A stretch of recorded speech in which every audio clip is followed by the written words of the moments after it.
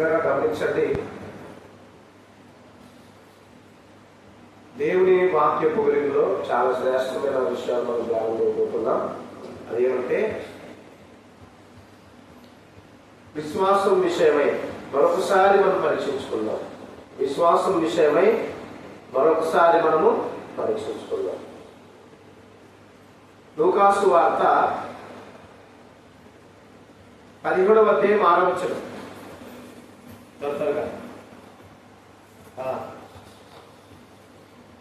లూకాసు వార్త 17వ అధ్యాయం 6వ వచనం. ప్రభువు మీరు ఆవగింజంత విశ్వాసము గలవారైతే ఈ కమ్మల చెట్టును చూసి నీవు వేళ్లతో కూడా పెగిలింపబడి సముద్రములో వెళ్ళి నాటబడును గాక అంటే అది మీకు లోబడును. ఆ చెట్టు తానంతకు తానే పెరుకబడి తానంతకు తానే మరి సముద్రంలో పడుతుంది అన్నమాట చెప్పాడు. మనం 2 విధాలుగా దాన్ని తీసుకోవచ్చు. ఒకటి అలా జరుగుతుంది కూడా.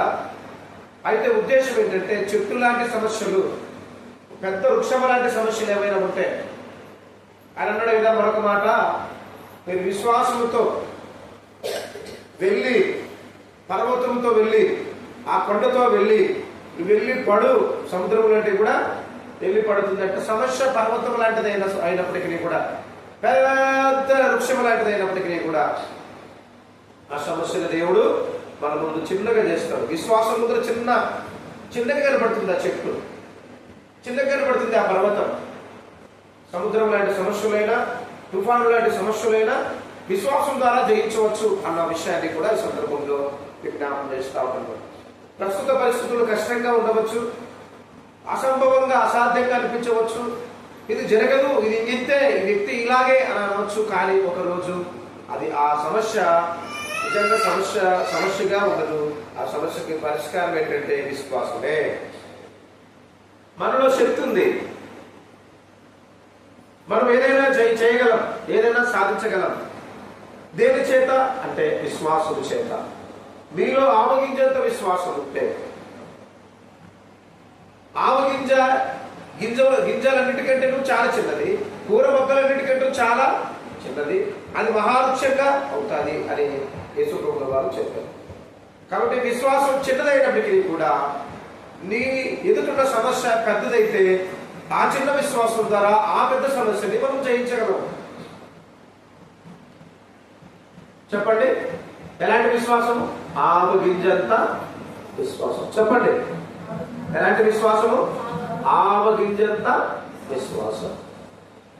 మన దగ్గర ఉన్న విశ్వాసం మనల్ని బాగు చేయగలదు.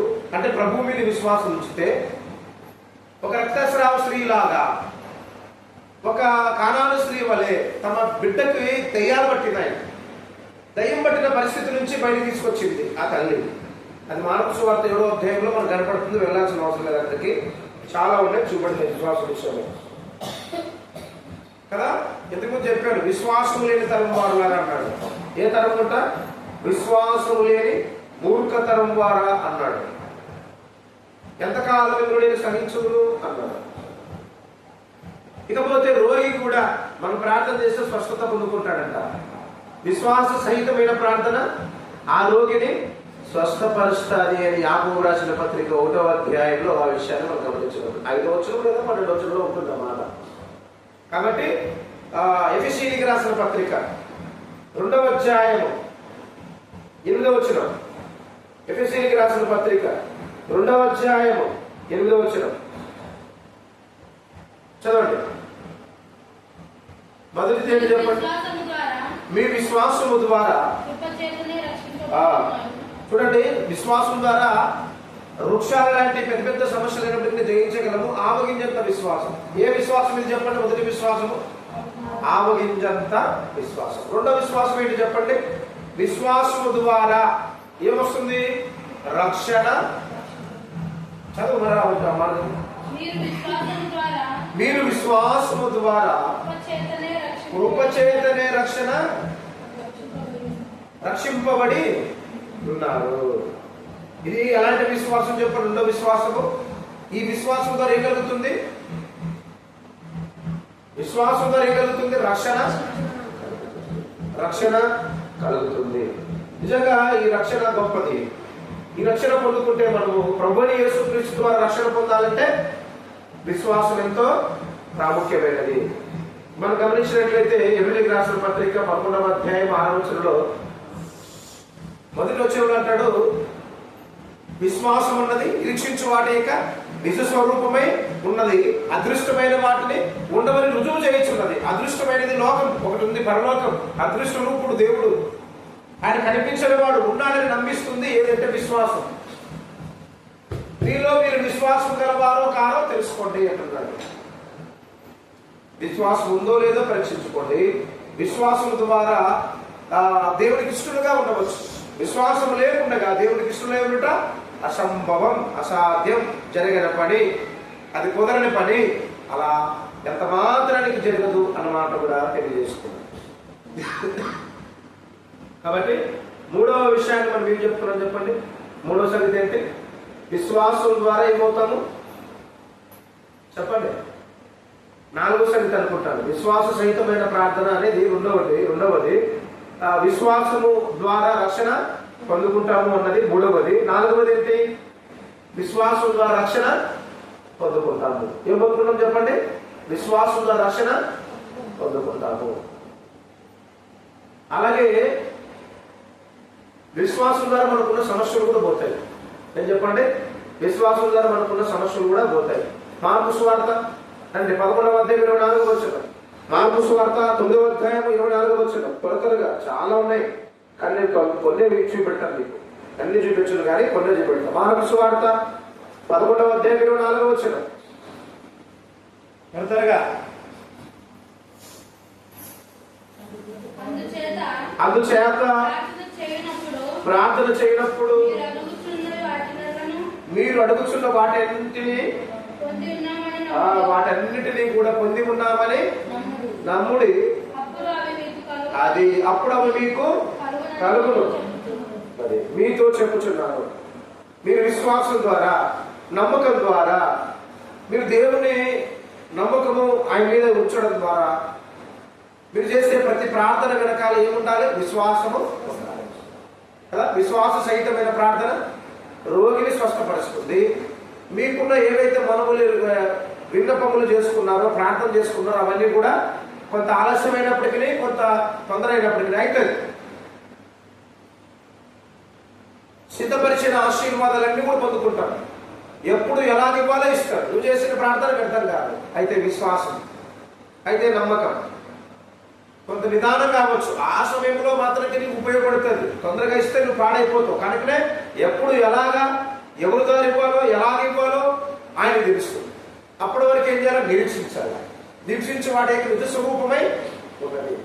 పరలోకం ఉంది. పరలోకానికి వెళ్ళాలంటే చనిపోవాలి.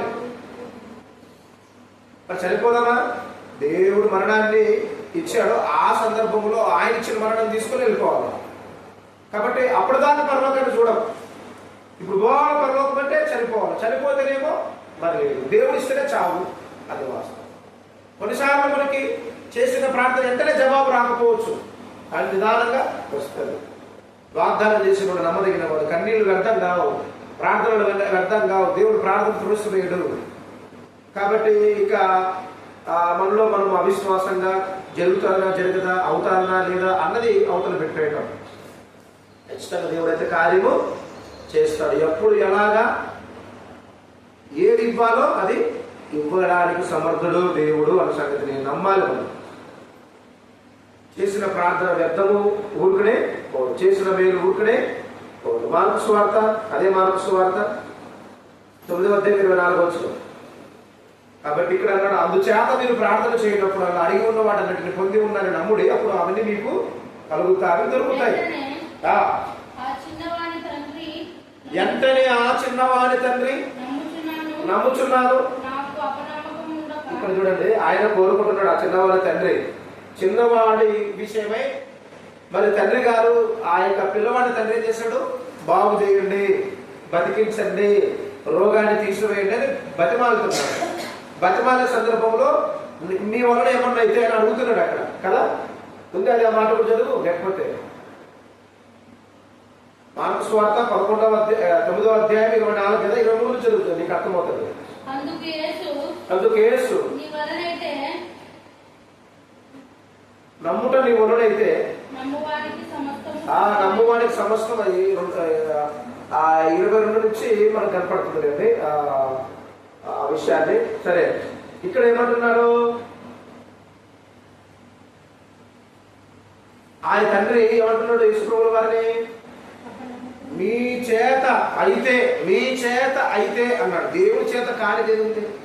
పాప అమాయకంగా మాట్లాడుతున్నాడు తాను. ఆ కాలంలో అంత మాత్రమే తెలుసు కాబట్టి అంతంత మాత్రం విషయాలు మాత్రమే మాట్లాడుతున్న వ్యక్తులు కొంతమంది ఉంటారు. కాబట్టి అక్కడ అంటున్నాడు, నీ చేత ఏదైనా అయితే అని ప్రభువుని అడుగుతున్నాడు. నా చేత అవుతుంది, నమ్ముట నీ వలన అవుతుందే. నమ్ముట నీ వలన అయితే నమ్మువానికి సమస్తము నాకు సాధ్యమే, కానీ నీకు సాధ్యమో కాదు చూసుకొని యేసుప్రభు చెప్పాడు. ఏంటి సాధ్యము? నా వల్ల ఏమవుతుంది? నా దగ్గర ఏముంది శక్తి? నిజమే, నీ దగ్గర శక్తి ఉందండి యేసుప్రభు. అదే విశ్వాసం అనే శక్తి. విశ్వాసం అనే శక్తి నీ దగ్గర ఉన్నప్పుడు, విశ్వాసం నమ్మకం అనేది వచ్చినప్పుడు, ప్రభు ఇది చేయగలడు అని నా మీద నమ్మకం పెట్టుకున్నప్పుడు, నా శక్తి నువ్వు గుర్తించినప్పుడు, ఆ యొక్క రక్తస్రావం అదే కదా, ఆమె అంతా వెళ్ళింది, లోకమంతా తిరిగింది, బహువైద్యులు చెప్తే పొరపడింది, తనకున్నదంతా ఏం చేసుకుంది, యేసు ప్రభువు మీద ఆధారపడింది. ఈయన మాత్రమే బాగు చేయగలడు. ఆయన ద్వారా నెత్తి మీద సేవ ఎక్కించుకొని, ఒక 10 తూర్లు ప్రార్థన చేయించుకొని, ఆ పెద్ద సేవకుల దగ్గర చిన్న సేవకుల దగ్గర ప్రార్థన చేయించుకుందాం అనేది ఆలోచనలు కూడా లేవు. యేసు ప్రభు చెయ్యి పెట్టించుకుందామన్న కూడా లేదు. ఆయన శక్తి ఎంత గొప్ప విషయం ఎరిగిందో, ఆమె ఎంత గొప్పగా ఎరిగిందో చూడండి. చాలా స్థాయికి వెళ్ళిపోయింది విశ్వాసం. వస్త్రపు చెంగును ముట్టుకుంటే చాలు, వస్త్రపు చెంగును ముట్టుకుంటే చాలు, కొనాలకు అలా తాగితే చాలు, ఆ శక్తి నాలోకి వస్తుంది, నేను బాగుపడతా. విశ్వాసం చూడండి.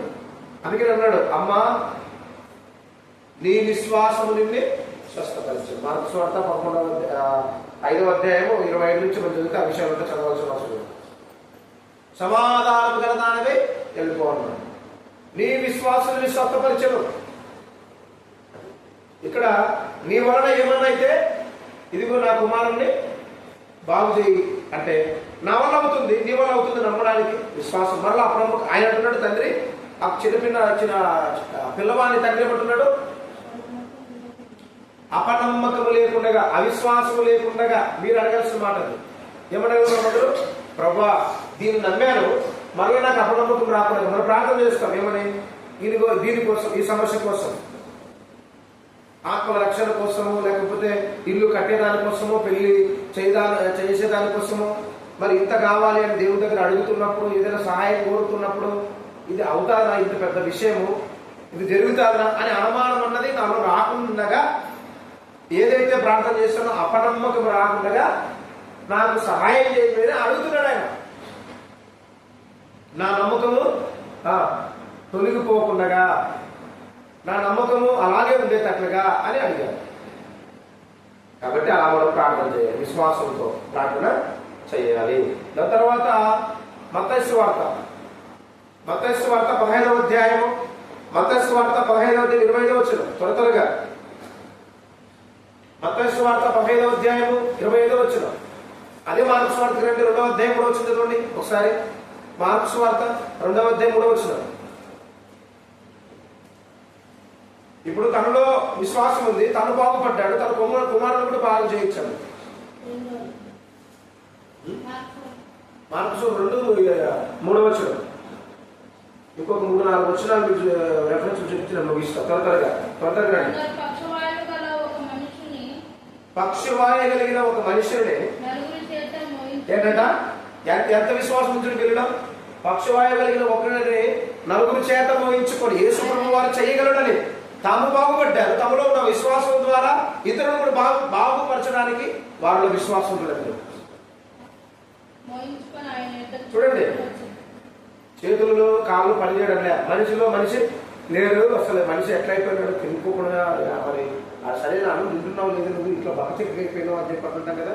తాను మనిషి అన్నట్లుగానే ఉన్నాడు, కానీ తన మనిషి రూపమే కోల్పోయిన పరిస్థితి, కష్టపడ్డంగా మారిపోయాడు, బక్కచిక్కగా అయిపోయాడు. పూచ చెయ్యి పూచగలగలవాడు, నెమ్మది లేని పరిస్థితి. ఇదంతా గమనించి కొందరు ఏం చేస్తారు, విశ్వాసం వచ్చి నలుగురు చేత మోయించి యేసు ప్రభు ఉండే స్థలానికి తీసుకొచ్చారు.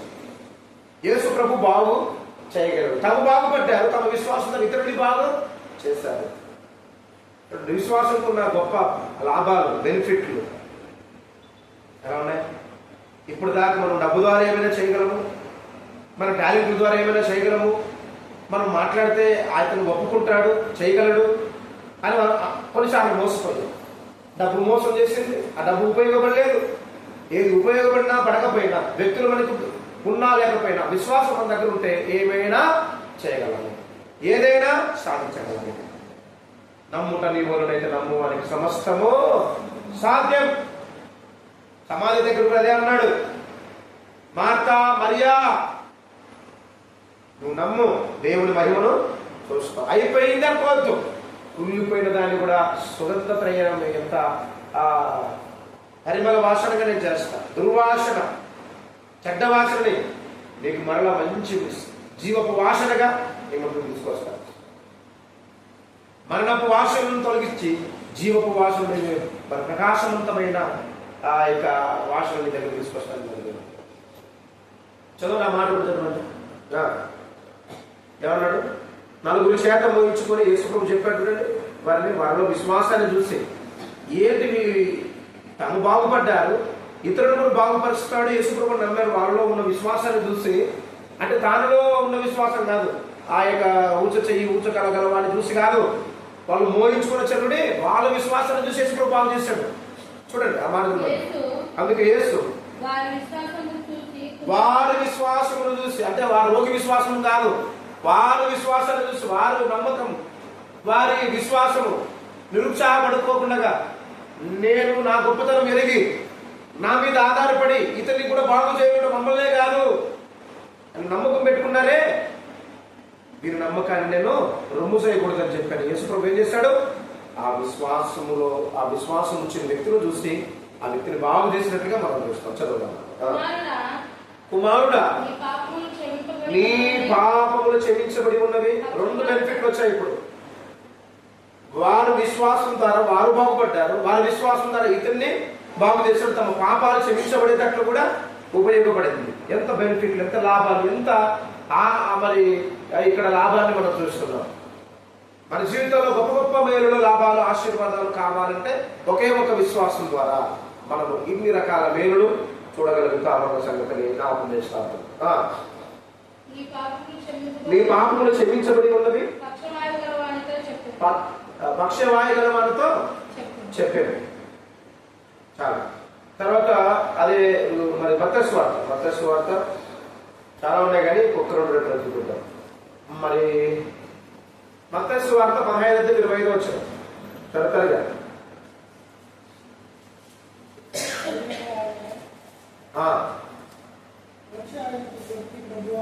ఆయనను ఆమె వచ్చి ఆయనకు మొక్కి, ప్రభువా నాకు సహాయం చేయము అడిగాడు. అందుకు ఆయన పిల్లల రొట్టెలు తీసుకొని, ఇక్కడ కనుక ఆగి ఆలోచన చేస్తే ఒక అర్థం కనబడుతుంది. చెప్తాను చెప్పాలంటే అంత విషయం ఉంది ఇక్కడ. చదువుకుంటూ పోతే మనకేం అర్థం కాదు, కానీ దాన్ని ధ్యానం చేస్తే మ్యాటర్ దేవుడు ఇచ్చింటే, దేవుడి జ్ఞానం మన దగ్గర ఉంటే దాన్ని ఎంతైనా ధ్యానం చేయొచ్చు, ఎంతైనా పొడిగించవచ్చు. అన్ని విషయాలు దాగి ఉన్నాయి అక్కడ. ఆమెలో ఎంత తగ్గింపు ఉంది. వచ్చింది ఆమె రావడమే కాదు, ప్రయాసంతో విశ్వాసం వచ్చింది. విశ్వాసం ఉంచడమే కాదు, యేసుప్రభు చేయగలడని పూర్తిగా నమ్మింది.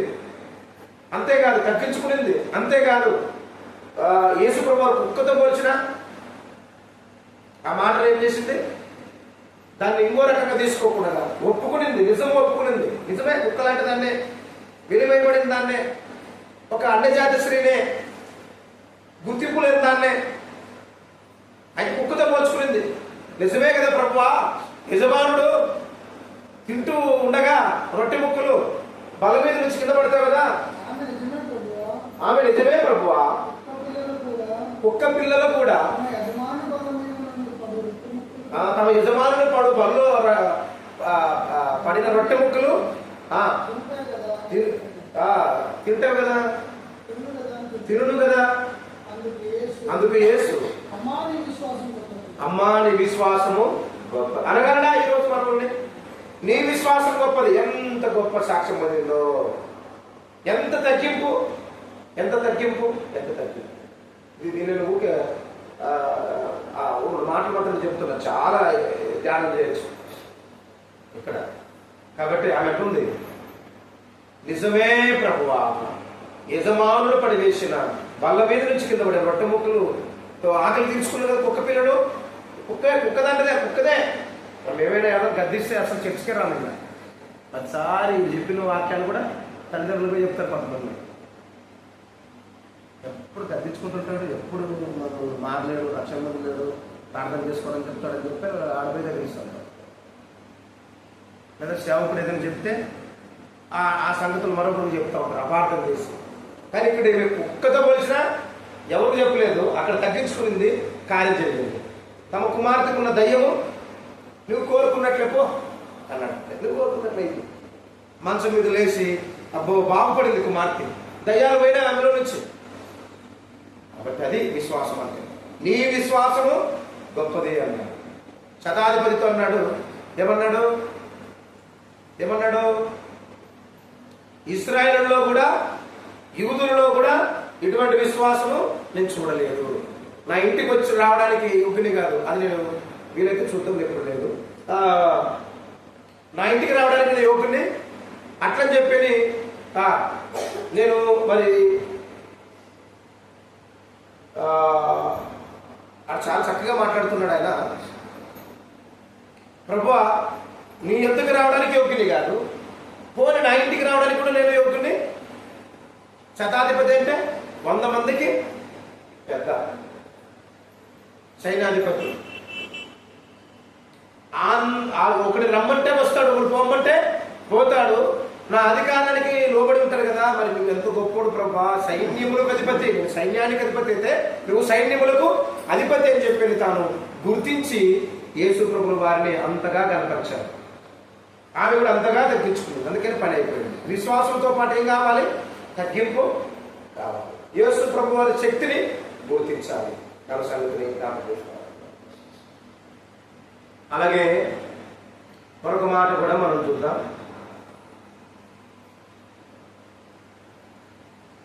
అపోస్తుల కార్యములు చివరిగా చాలా ఉన్నాయి, కానీ అపోస్తుల కార్యములు 14 ఇంకా విశ్వాసం గురించి చెప్పాలంటే చాలా ఉన్నాయి. సాధ్యమైనంత వరకు ముగిద్దాం, టైం అవుతుంది.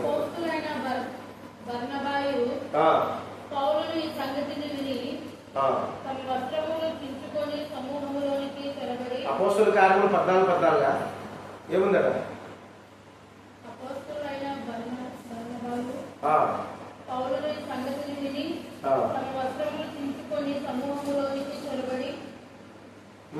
అయ్యగారా, మీరెందుకు ఇలాగ చేస్తున్నారు?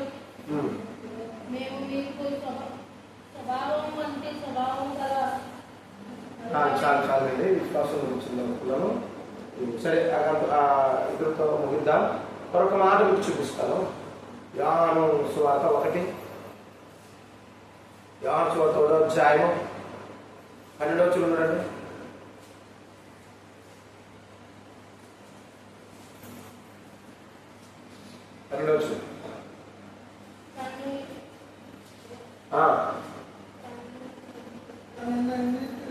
తాను ఎందుకు అంగీకరించులో వారందరికీ, అనగా తన నామమందు విశ్వాసం వారందరికీ దేవుని పిల్లలకు ఆయన అధికారమును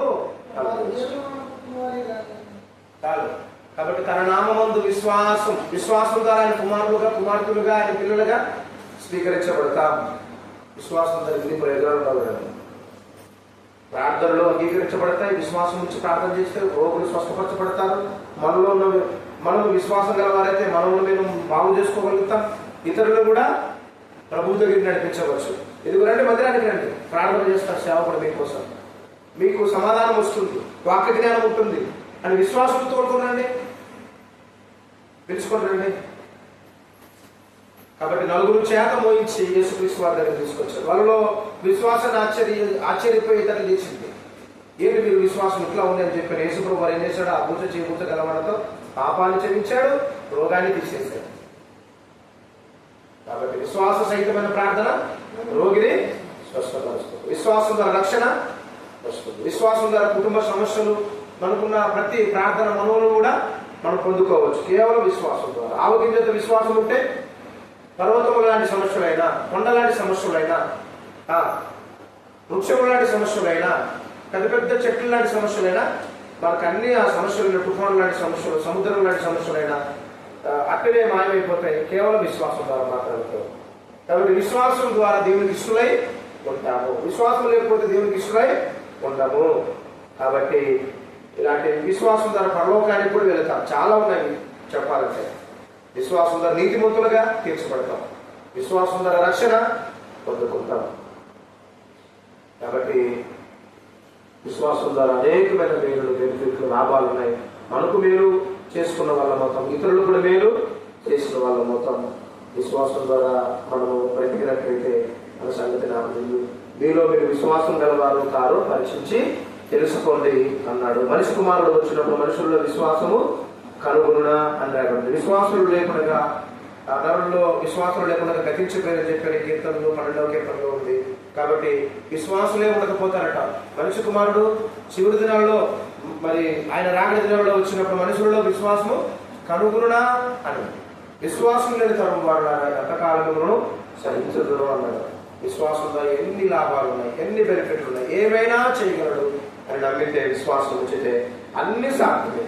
ఇది అది సాధ్యం కాదు, ఇది అది వీలు పడదు, ఇది జరుగుతుందో లేదో అన్నది వద్దు, సందేహాలు వద్దు, అనుమానాలు వద్దు.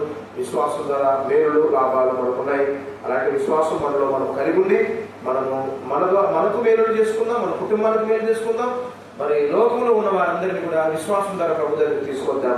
దేవుని తలంపులు మన వీటిలో దీవించి ఆశీర్వదించును గాక. ఆమేన్. ఆమేన్. మంచిది.